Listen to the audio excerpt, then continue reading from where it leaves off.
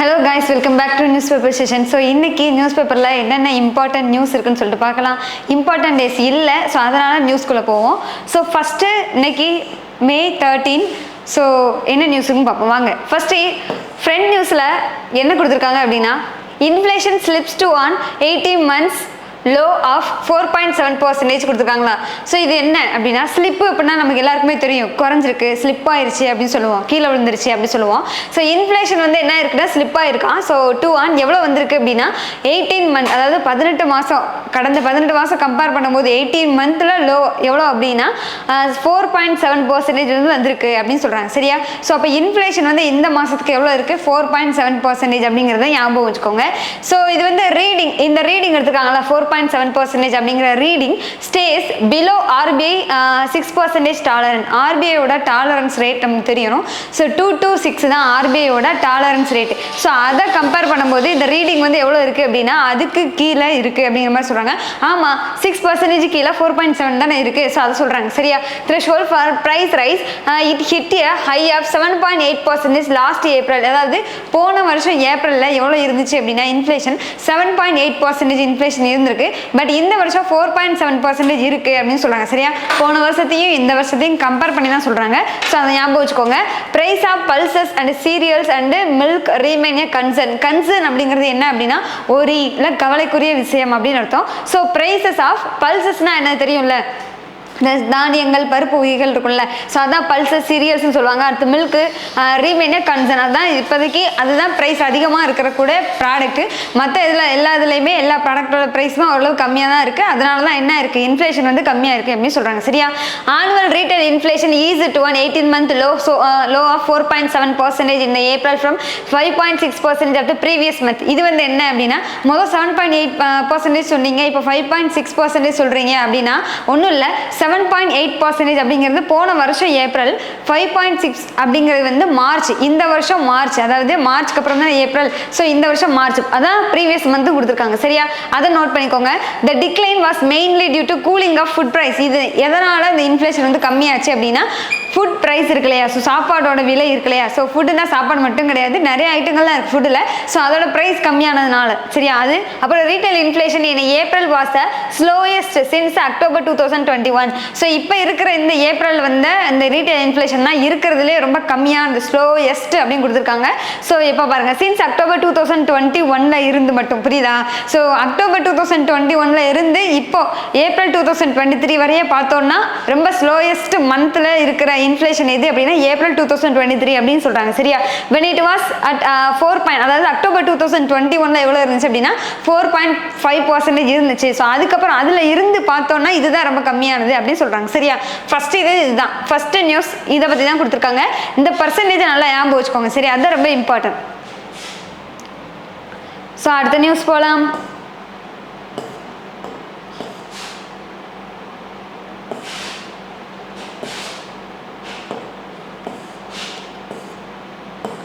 So டேரக்டாக editorial தான். First editorial எதை பற்றி கொடுத்துருக்காங்க அப்படின்னா அசிமெட்ரி பவர் கொடுத்துருக்காங்கல்ல. அசிமெட்ரி சிமெட்ரி அப்படின்னா தெரியும்ல. சிமெட்ரினா என்னது, ஒரு சீரான அப்படின்னு அர்த்தம். அசிமெட்ரினா ஒரு சீரற்ற அப்படிங்கிற மாதிரி. சரியா? சமச்சீரற்ற, சமமாக இல்லாமல் அப்படிங்கிற மாதிரி. அதுதான் என்ன சொல்லுவாங்க அப்படின்னா அசிமெட்ரி சொல்லுவாங்க. அசிமெட்ரி பவர் இது வந்து எதை பற்றி இருக்குது அப்படின்னா, அந்த டெல்லி இருக்காங்க இல்லையா, டெல்லியில் உள்ள அந்த ஆட்சி நடக்குதுல்ல, அந்த ஆளுங்கட்சி இருப்பாங்கல்ல, ஆம் ஆத்மி பார்ட்டி தலைமையிலான அரவிந்த் கெஜ்ரிவால் அவங்களுடைய ஆட்சி நடக்குது. அவங்களுக்கும் சென்ட்ரல் கவர்மெண்ட் அந்த national capital region, national capital region என்னது டெல்லி தான். சென்ட்ரல் கவர்மெண்ட்டுக்கும் நேஷனல் கேபிட்டல் ரீஜன் மேலே ஒரு பவர் இருக்கு. அதே மாதிரி அந்த ஸ்டேட் யூனியன் டெரிட்டரி, டெல்லி வந்து ஒரு யூனியன் டெரிட்டரி தானே. ஸோ அந்த இதில் வந்து அந்த டெல்லிக்குமே என்ன இருக்கு அப்படின்னா அவங்களுமே ஒரு என்ன பண்ணியிருக்காங்க, எலக்ட் பண்ணி ஆம் ஆத்மி பார்ட்டி வின் பண்ணி அரவிந்த் கெஜ்ரிவால் இருக்காங்க. ஸோ அவங்களுக்குமே பவர் இருக்கு. ஸோ அந்த ரெண்டு பேருக்கும் அந்த பவர், அந்த அதிகார எல்லைன்னு சொல்லுவாங்க இல்லையா. ஸோ அது வந்து என்ன ஆகிட்டு இருக்கு அப்படின்னா ஒவ்வொரு டைமும் வந்து ரெண்டு பேருக்கும் நடுவில் வந்து டிஸ்பியூட் ஆகிட்டே இருக்கு. டிஸ்பியூட்னா என்னது, ஃபைட்டு, சண்டை. சரியா? ஸோ அதை தான் இங்கே வந்து கொடுத்துருக்காங்க ஓவராலா. ஸோ அந்த அதிகாரம் தான் எப்படி இருக்கு அப்படின்னா சமச்சீரற்றதா இருக்கு அப்படின்னு சொல்றாங்க. டாப் கோர்ட்னா என்னது அப்படின்னா சுப்ரீம் கோர்ட் தான். Top court ruling on services is a boost for representative government இன் டெல்லி. அதாவது கவர்மெண்ட் சார்பா. சரியா? ஸோ டெல்லியில் ரெப்ரசன்டேட்டிவ் கவர்மெண்ட் இன் டெல்லி கொடுத்துருக்காங்களா. ஸோ அது சார்பாக என்ன சொல்லியிருக்காங்க, டாப் கோர்ட் ரூலிங் த சர்வீஸ். அந்த என்ன பண்ணியிருக்காங்க, ரெண்டு சென்ட்ரல் கவர்மெண்ட்டுக்கும் சரி அதே மாதிரி ஸ்டேட் அந்த டெல்லியில் இருந்து எலக்ட் பண்ணப்பட்ட இருப்பாங்க இல்லையா அந்த ஆம் ஆம் ஆத்மி பார்ட்டி தலைமை. ஸோ அவங்களுக்கும் சென்ட்ரல் கவர்மெண்ட்டுக்கும் நடுவில் வந்து என்ன இருக்குது, நிறைய ப்ராப்ளம் வருது. ஸோ அதை வந்து தீர்த்து வைக்கிறது, அதே மாதிரி அந்த அதுக்குன்னு ஒரு கமிட்டி மாதிரி செட் பண்ணி அந்த பெஞ்சுன்னு சொல்லுவாங்கல்ல, சுப்ரீம் கோர்ட்னா பெஞ்ச் அப்படின்னு சொல்லுவாங்க அந்த நீதிபதி அவங்கெல்லாம். ஸோ அவங்க வந்து என்ன பண்ணுவாங்க அப்படின்னா, உங்களுக்கு இந்த அதிகாரம் இருக்குது, உங்களுக்கு இவ்வளோதான் அதிகாரம் இருக்குது அப்படின்ற மாதிரி வகுத்து கொடுப்பாங்க. ஸோ அதெல்லாம் கொடுத்துருக்காங்க சரியா. இப்போ அதை பற்றி தான் இந்த நியூஸ் கொடுத்துருக்காங்க. கீழே பார்த்தீங்கன்னா என்ன இருக்கும் அப்படி எதை பற்றி கொடுத்துருக்காங்க அப்படின்னா, இது வந்து எக்ஸாம் பாயிண்ட் ஆஃப் வியூவில் கேட்பாங்க. வெல்கம் இனிஷியேட்டிவ், என்ன ஒரு புது இனிஷியேட்டிவ் அப்படின்னா சின்ன நியூஸ் தான். என்ன பாருங்க, ஆயுஷ் கொலாபரேஷன் வித் ICMR. ஆயுஷ்னா நமக்கு தெரியல, மினிஸ்ட்ரி ஆஃப் ஆயுஷ் தெரியும்ல, ஆயுர்வேதா, யுனானி, ஆயுர்வேதா, யோகா, யுனானி, சித்தா, ஹோமியோபதி இவங்க சரியா. இந்த மினிஸ்ட்ரி யார் அப்போ ட்ரெடிஷ்னல் மெடிசின் சரியா. அவங்க யார் கூட கொலாபரேட் பண்ணுறாங்க அப்படின்னா Indian council of medical Research ICMR. So இவங்க வந்து எப்படின்னா ஆங்கில மருத்துவம் ஃபாலோ பண்ணுறவங்க சரியா, அதில் ரிசர்ச் பண்ணுறவங்க சரியா. ஸோ இப்போ ஆயுஷும் ICMR கொலாபரேட் பண்ணிக்கிறாங்க for scientific validation in is right step. அதாவது என்ன அப்படின்னா, ஒரு கிளினிக்கல் ஸ்டெப் எடுக்கிறாங்க, ஒரு கிளினிக்கல் ஸ்டெப்பில் ரிசர்ச் பண்ணி அந்த டெஸ்ட் எடுத்தாங்க அப்படின்னா ஈச் அண்ட் எவ்ரி டெஸ்ட்லையுமே என்ன பண்ணுவாங்க அப்படின்னா ட்ரெடிஷ்னல் டெஸ்ட்டும் சேர்த்து எடுப்பாங்க சரியா. ஸோ அதில் இப்போ ICMR தனி ஒரு Indian council of medical research ஆர்கனைசேஷனாக இருந்தாங்க. அவங்களோட பார்ட் ஆஃப் ஒர்க் என்ன அப்படின்னா, அவங்க டெஸ்ட் எடுக்கிறதா, கிளினிக்கல் டெஸ்ட் எடுக்கிறதா. இங்கே பாருங்களேன், இந்த welcome the ministry of AYUSH and ICMR have at last joined hands to undertake the quality human clinical trial. தான் குவாலிட்டி ஹியூமன் கிளினிக்கல் ட்ரையல் எடுப்பாங்க. எதுக்காக? To generate the evidence and the benefits of using the Ayurveda. So வந்து ஒவ்வொரு தடவையுமே ஒரு test மாதிரி எடுப்பாங்க, clinical test எடுப்பாங்க. So அந்த டெஸ்ட்டில் ஆயுர்வேதாவையும் இன்க்ளூட் பண்ணிப்பாங்க சரியா. அதில் வந்து ஆயுர்வேதாவோட பர்ஃபார்மன்ஸ் எப்படி இருக்குது அப்படிங்கிறத ஒரு எவிடன்ஸ் பேஸ் பண்ணி வந்து மக்களுக்கு கொடுப்பாங்க. அதாவது ஒரு குறிப்பிட்ட டிசீஸ் இருக்குது, அந்த ஒரு டிசீஸை சூஸ் பண்ணிக்கிட்டாங்க அப்படின்னா அதில் இந்த மாதிரி ஒரு டெஸ்ட் எடுக்கணும் அப்படின்னா அந்தந்த டெஸ்ட்டில் ஆயுஷ் அந்த ஆயுர்வேதா, யோகா, யுனானி, சித்தா அது வந்து எப்படி ஒர்க் ஆகுது அந்த மாதிரி டெஸ்ட் எடுப்பாங்க. ஸோ அது மூலமாக எவிடன்ஸ் பேஸ் பண்ணி அப்போ இவங்களும் சரி ஆயுஷும் சரி ICMRம் சரி கொலாபரேட் பண்ணிக்கிறாங்க அப்படின்னா ட்ரெடிஷ்னல் மெடிசனில் ஒரு ரிசர்ச் பண்ணுற மாதிரி தான் சரியா. அதை பற்றி தான் இங்கே வந்து ஃபுல்லாகவே கொடுத்துருக்காங்க. ஸோ அதை பற்றி தான் இருக்குது, ஓவராலாக பார்த்தா அதை பற்றி தான் இருக்குது சரியா. அடுத்து போகலாமா, ரீட் பண்ணி பாருங்கள்.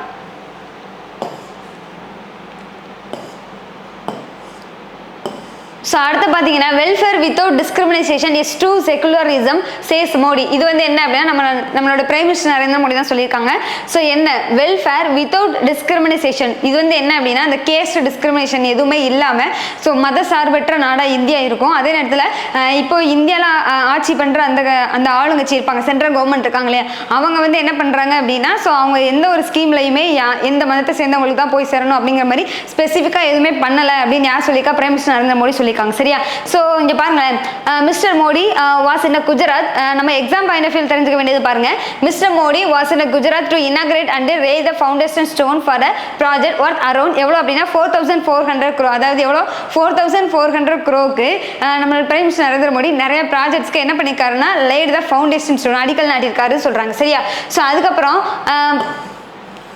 அவர் பிரைம் மினிஸ்டர் நரேந்திர மோடி எதை பார்ட்டிசிபேட் பண்ணியிருக்காரு அப்படின்னா பார்ட்டிசிபேட்டிங் இன் தி கிரிக் பர்வேஷ் அப்படின்னு கொடுத்துருக்காங்களா. கிரிக் பர்வேஷ் அப்படிங்கிறது எதை கொடுத்துருக்காங்க அப்படின்னா அந்த ஹவுசிங் இனாகிரேஷன் சொல்லியிருக்காங்க. ஸோ அது ஹவுசிங் இனாகிரேஷனாக என்னது, ஸோ அந்த வீடு கட்டி தர்றதுக்குன்னு ஒரு ஸ்கீம் தந்தாங்க இல்லையா. ஸோ ஆவாஸ் யோஜனா நினைக்கிறேன் சரி, பிரதான் மந்திரி ஆவாஸ் யோஜனா.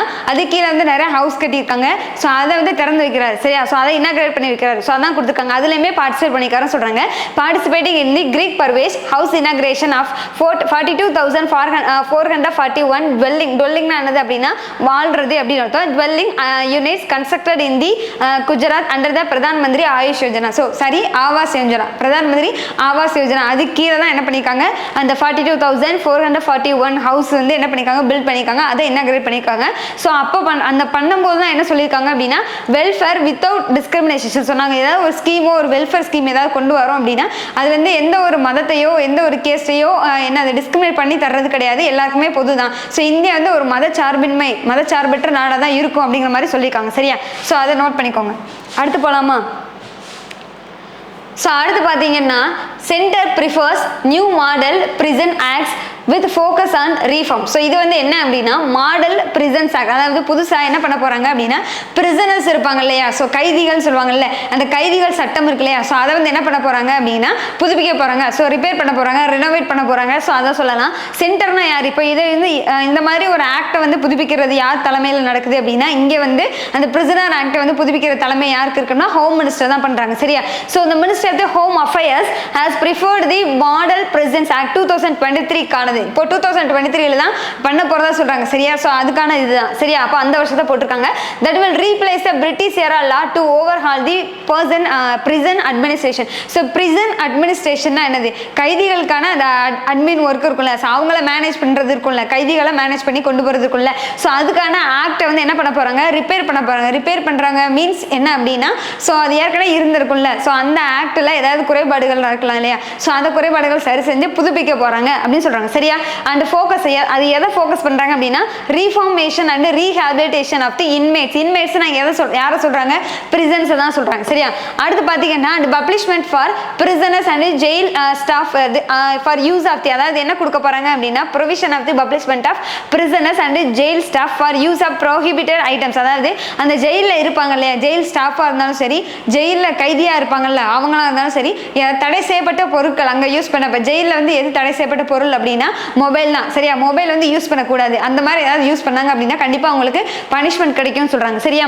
மொபைல் ஃபோன்ஸ் என்ன jail establishment and management of high security jail, அதாவது வேற எதாவது ஃபோக்கஸ் பண்ணுறாங்க அப்படின்னா இந்த மாதிரி பனிஷ் பண்ணுறது.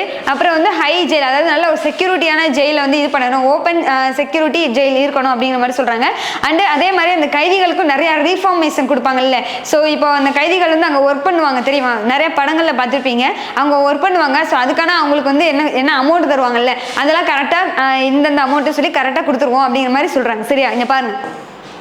And provision for the protecting the society from the criminal activities. So அது of hardened criminals and habitual offenders is also contains the provision for the providing legal aid to prisoner. prisonerக்கு லீகலா eight கொடுக்கறது தான் அந்த amount. சரியா? Legal aid to prisoners, parole கொடுக்கறது and furlough and premature release to incentives goods conduct, இதெல்லாமே தருவாங்க அப்படிங்கிற மாதிரி சொல்றாங்க. ஸோ முக்கியமாக இன்னும் நம்ம தெரிஞ்சுக்க வேண்டியது என்ன அப்படின்னா, ஸோ அந்த பிரிட்டிஷ் எரா லா அப்படின்னு சொன்னாங்க இல்லையா, ஸோ அது வந்து என்ன அப்படின்னா இப்போ கரண்ட்ல இருக்கிற அந்த பிரிசனர்ஸ் ஆக்ட் இருக்கு இல்லையா, ஸோ பிரிசனர்ஸ்க்கு சட்டன் ஒரு குறிப்பிட்ட சட்டம் கொடுத்துருக்காங்க, அதுபடி தான் அவங்க நடக்கணும் அப்படின்னு அந்த ஒரு ப்ரொசீஜரை கண்டிப்பாக இப்போயும் ஃபாலோ பண்ணிட்டு இருக்காங்க இல்லையா, ஜெயிலில் இப்போயும் ஃபாலோ பண்ணிட்டு இருக்காங்க. ஸோ அது வந்து எத்தனை வருஷத்துக்கு முன்னாடி உள்ளது அப்படின்னா 130 வருஷத்துக்கு முன்னாடி உள்ளது. அதை இப்போ வரை நம்ம ஃபாலோ பண்ணிக்கிட்டு இருக்கோம். அதை வந்து என்ன பண்ணணும் அப்படின்னா அதில் உள்ள குறைகளை சரி செஞ்சு புதுப்பிக்கணும் அப்படின்னு சொல்லி தான் ஹோம் மினிஸ்டர் வந்து என்ன பண்ண, ஹோம் மினிஸ்ட்ரி கீழே சரியா அவங்க தான் என்ன பண்ணுறாங்க அப்படின்னா ரெனோவேட் பண்ணி புதுசாக கொண்டு வர போகிறேன் அப்படின்னு சொல்லியிருக்காங்க. சரியா? ஸோ அதில் நிறைய ஃபோக்கஸ் பண்ணுறோம்னு சொல்லியிருக்காங்க. அந்த ரீஃபார்மேஷன் தான் ரீஹாபிலிட்டேஷன் ரிஃபார்மேஷன் தான் ஃபோக்கஸ் பண்ணுறோம் அப்படிங்கிற மாதிரி சொல்லியிருக்காங்க. ஸோ ஜஸ்ட் ரீட் பண்ணி பாருங்க. சரியா? அடுத்து போகலாமா? ஸோ அடுத்து பாருங்க, ahead of G20 meet Srinagar gets its first pedestrian market. பெடஸ்ட்ரியன்னா என்னது, நடைபாதை சாரிகள் அப்படின்னு சொல்லுவாங்கல்ல, நடந்து போவாங்கல்ல, அவங்கள தான் என்ன சொல்லுவாங்க, பெடஸ்ட்ரியன் சொல்லுவாங்க. ஸோ இங்கே பார்ப்போம். ஸோ ஸ்ரீநகர் ஜம்மு காஷ்மீரில் ஸ்ரீநகரில் தான் என்ன நடக்க போகுது, G20 மீட்டிங் நடக்க போகுது. அதுக்கு 10 நாளைக்கு முன்னாடி தான் என்ன மார்க்கெட் அங்கே புதுசாக வந்திருக்கு பாருங்க, பெடஸ்ட்ரியன் மார்க்கெட் வந்திருக்கு. So ahead of G20 meet Srinagar gets its first pedestrian market. என்ன பாருங்க, ஸ்ரீலங்காவில் போலோ வியூ மார்க்கெட் அப்படிங்கிறது ஒரு மார்க்கெட் இருக்கு. So once frequented by the Dogra monarch. மோனார்ச்னா என்னது, அரசாட்சி அப்படின்னு சொல்லுவாங்க. டோக்ரா அரசாங்கம், அவங்க அதாவது அந்த மன்னராட்சின்னு சொல்லுவாங்க. அந்த இடத்துல ஜம்மு காஷ்மீரில் டோக்ரா அப்படிங்கிறவங்க வாழ்ந்துருக்காங்க. ஸோ அவங்க தலைமையில் இது பண்ணியிருக்காங்க. அவங்க என்ன பண்ணுவாங்க, அடிக்கொடுக்கா இந்த மாதிரி அந்த போலோ மார்க்கெட்டுக்கு வந்து விசிட் பண்ணுவாங்க. சரி? அவங்களும் அப்புறம் பாலிவுட் ஆக்டர்ஸ் இருக்காங்க இல்லையா, ஸோ அவங்களும் என்ன பண்ணுவாங்க அப்படின்னா அடிக்கொடுக்கா விசிட் பண்ணுறது தான் அந்த பிளேஸ்ன்னு சொல்கிறாங்க, அந்த மார்க்கெட்டு சொல்கிறாங்க. First modern pedestrian only market இன் காஷ்மீர். காஷ்மீரில் இருக்கிற ஃபர்ஸ்ட் இதுதான் என்னது அப்படின்னா இந்த பெடஸ்ட்ரியன் மார்க்கெட், போலோ மார்க்கெட் தான் ஃபர்ஸ்ட் டைம் அப்படிங்கிற மாதிரி சொல்றாங்க. It comes in 10 days ahead of the G20 meet being held in Srinagar. ஸ்ரீநகர்ல என்ன நடக்க போகுது, G20 மீட்டிங் நடக்க போகுது. அதுக்கு 10 நாளைக்கு முன்னாடி தான் அது வந்திருக்குன்னு சொல்றாங்க. which will be attended by, so எதுக்காக G20 வரது 10 நாளைக்கு முன்னாடி அது வந்திருக்கு அப்படின்னா G20ல வந்து என்ன பண்ணுவாங்க அப்படின்னா நிறைய கண்ட்ரிஸ் வந்து ஃபாரின் கண்ட்ரிஸ் கலந்துப்பாங்கல்ல, ஸோ அப்போ நிறைய ஃபாரின் டெலிகேட்ஸ் வந்து நம்ம இந்தியாவுக்கு விசிட் பண்ணுவாங்க. ஸோ அவங்கெல்லாம் இந்த போலோ மார்க்கெட்டுக்கு விசிட் பண்ணணும் அப்படிங்கிற ஒரு நோக்கத்தோடு தான் பண்ணியிருக்காங்க. சரியா? அப்புறம் பாருங்க, இந்த அதோட பிரசிடென்ட் இருப்பாங்க, அந்த மார்க்கெட்டுக்குன்னு ஒரு தலைவர் இருப்பார்ல, ஸோ அவரோட பேர் பாருங்க, ஹாஜி இஸ்மாயில் பாத் அப்படிங்கிறது. ஸோ அதை நோட் பண்ணிக்கோங்க. President of the polo view market association, அதோட பிரசிடென்ட் யாரு அப்படின்னா ஹாஜி இஸ்மாயில் பாத். சரியா? இந்த market has become iconic for preserving elements of, இந்த மார்க்கெட்ல என்ன இருக்கும் அப்படின்னா எலமெண்ட்ஸ் ஆஃப் லோக்கல் ஆர்கிடெக்சர், அதாவது அந்த அந்த அந்த பகுதியை சார்ந்த பழமைத்துவம் வாய்ந்த ஆர்கிடெக்சர் கலை பொருட்கள்லாம் இருக்கும் இல்லையா, ஸோ அதெல்லாம் அதில் ப்ரிசர்வ் பண்ணி வச்சிருப்பாங்க. சரி, அதான் கொடுத்துருக்காங்க. இந்த ஆர்னமெண்டல் ரெப்ரசன்டேஷன், ஆர்னமெண்டல்னா ஸோ இப்போ ஜம்மு காஷ்மீர்ல அங்கே உள்ள மக்கள் வந்து புது புது ஆர்னமெண்ட் யூஸ் பண்ணுவாங்கல்ல, தமிழ்நாட்டில் வேற மாதிரி ஆர்னமெண்ட் யூஸ் பண்ணுவோம், கேரளாவில் வேற மாதிரி ஆர்னமெண்ட் டிசைன் யூஸ் பண்ணுவாங்க, அதே மாதிரி ஜம்மு காஷ்மீர்ல வேற மாதிரி யூஸ் பண்ணுவாங்கல்ல. ஸோ இந்த மாதிரி ornamental representation of the colonial era the Daji Devari has become the facade of the shops in the line with the architectural sensibilities of the era. So area, so அதான் அந்த ஏரியால அந்த பழமைத்துவம் வாய்ந்த கலை பொருட்களும் சரி, அதே மாதிரி ஆர்னமெண்டலா அந்த நிறைய செயின்ஸ் இந்த மாதிரிலாம் இருக்கும் இல்லையா, ஸோ அதெல்லாம் அந்த ட்ரெஸ்ஸு, அந்த ட்ரெஸ் கோடு அங்கே உள்ள மக்கள் வேற மாதிரி ட்ரெஸ் போட்டிருப்பாங்கல்ல, ஸோ அந்த மாதிரி ட்ரெஸ்ஸு, அதே மாதிரி அவங்க பயன்படுத்துகிற பொருட்கள், அதுக்கப்புறம் வந்து அழகு சாதன பொருட்களாக இருக்கட்டும், அதே மாதிரி ஆர்னமெண்டல் திங்ஸாக இருக்கட்டும், இதெல்லாமே அங்கே வந்து என்ன பழமைத்துவம் வாய்ந்த பொருட்கள், அந்த ட்ரெடிஷ்னலாக வச்சிருப்பாங்கல்ல, அதெல்லாம் ஸ்டோர் பண்ணி வச்சிருப்பாங்க, ப்ரிசர்வ் பண்ணி வச்சிருப்பாங்கன்னு சொல்றாங்க. சரியா? ஸோ அதான் இங்கே கொடுத்துருக்காங்க. அடுத்து போலாமா? ஓகே,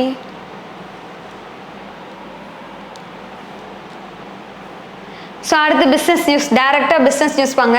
ஸோ இங்கே வந்து manufacturing and electricity output drag IIP growth to a 5 month low. அதாவது என்ன அப்படின்னா ஐஐபி அப்படிங்கிறது தெரியும்ல, இண்டஸ்ட்ரியல் அவுட்புட் தான், இண்டஸ்ட்ரியல் ப்ரொடக்ஷன் சொல்லுவாங்க. So industry internal production. சரியா? ஸோ அதோட க்ரோத் வந்து எப்படி இருக்குது அப்படின்னா 5 மாதத்துக்கு கம்பேர் பண்ணும்போது கம்மியாக இருக்குது, 5 month லோவாக இருக்குன்னு சொல்கிறாங்க.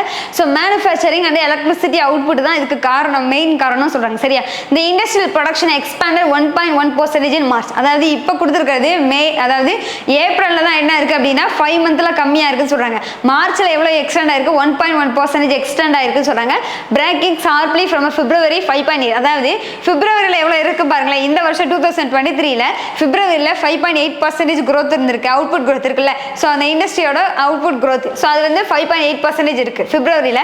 மார்ச்சில், அதாவது ஒரே மாதத்தில் பிப்ரவரிக்கு அப்புறம் மார்ச்சில் 1.1 தான், 5.8லேருந்து 1.1 வந்துருச்சு. ஸோ இப்போ வந்து எப்படி இருக்குது அப்படின்னா ஏப்ரலில் இன்னமும் கம்மியாக இருக்குது அப்படிங்கிற மாதிரி சொல்கிறாங்க. சரியா?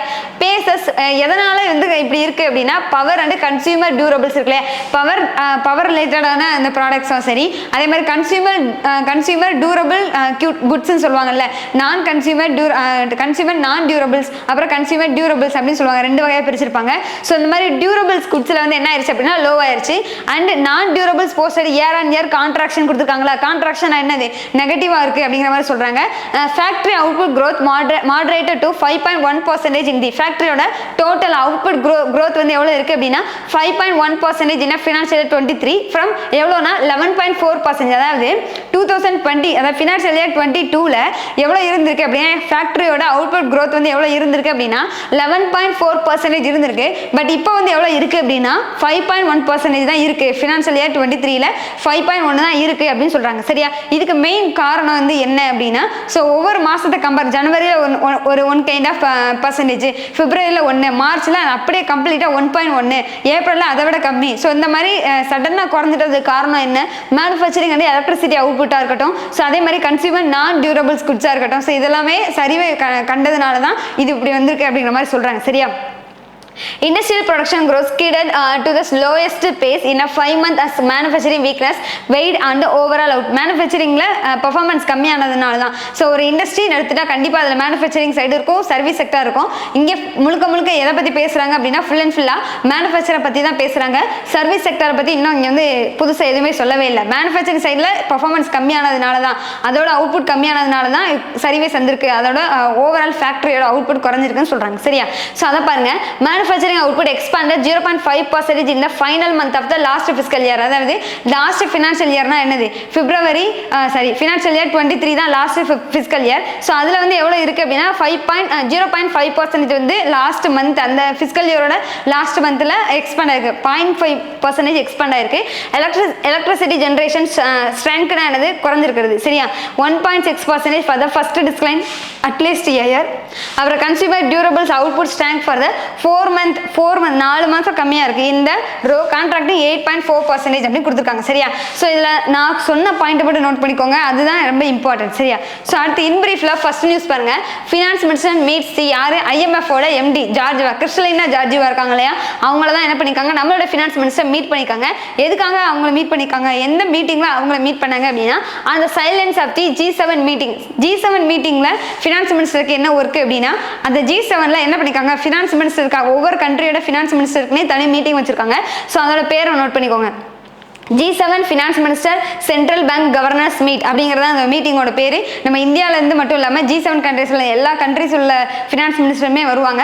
ஸோ அதில் இப்போ இது வந்து IMF வந்து ஒரு தனியான கண்ட்ரிலாம் கிடையாது, தனியாக organisation. IMF, world bank, Asian development bank இதெல்லாம் தனித்தனி ஆர்கனைசேஷன். ஸோ இவங்க வந்து ஃபினான்ஷியல் சார்பாக இவங்களும் வருவாங்கல்ல. ஸோ அதனால IMF உள்ள தலைமைத்துவமும் வந்திருக்காங்க. சரியா? ஸோ அவங்கள அப்போ வந்து மீட் பண்ணியிருக்காங்கன்னு சொல்கிறாங்க. எக்ஸாம் பாயிண்ட் ஆஃப் வியூ நீங்கள் படிக்க வேண்டியது என்ன அப்படின்னா, G7ல அந்த finance minister and central bank governors meeting நடந்திருக்கு அப்படிங்கிறத படிச்சுக்கோங்க. அது எங்கே நடந்திருக்கு அப்படிங்கிறத பார்த்துக்கோங்க. சரியா? ஸோ அதான் ரொம்ப இம்பார்ட்டன்ட். அடுத்து வாங்க, அடுத்து பார்த்தீங்கன்னா ஸ்போர்ட்ஸில் என்ன நியூஸ் இருக்கு பார்க்கலாம். ஸோ பாருங்களேன், ஸ்போர்ட்ஸில்